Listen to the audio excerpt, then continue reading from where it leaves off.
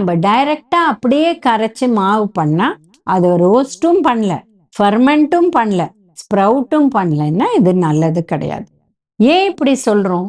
எல்லா சிறுதானியமும் எதனால நம்ம இந்த 3 விஷயத்த பண்ணணும் அப்படின்னு சொல்றோம்னா, இந்த காலத்துல தைராய்டு ரொம்ப ஜாஸ்தி இருக்கு.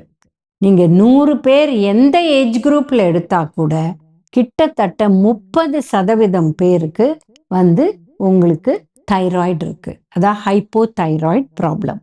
அதனால இந்த சிறுதானியங்கள்ல நம்ம இந்த மாதிரி பண்ணி சாப்பிட்டோம்னா ப்ராப்ளமே இல்லை, தாராளமா சாப்பிடலாம். அது தைராய்டு இருக்கிறவங்க கூட சாப்பிடலாம், அண்ட் வராத கூட தவிர்க்கலாம். அதனால ப்ராப்ளம் கிடையாது. இதே நம்ம வாங்குற மாவு முளைக்கட்டின மாவு இல்லை, அந்த டைரக்டா யூஸ் பண்ணோம்னா உங்களுக்கு பார்டர் லைன் தைராய்டு இஷ்யூஸ் இருக்கு அப்படின்னா இது ஜாஸ்தி பண்ணக்கூடிய வாய்ப்பு இருக்கு. அதனால அதை பார்த்துக்கோங்க.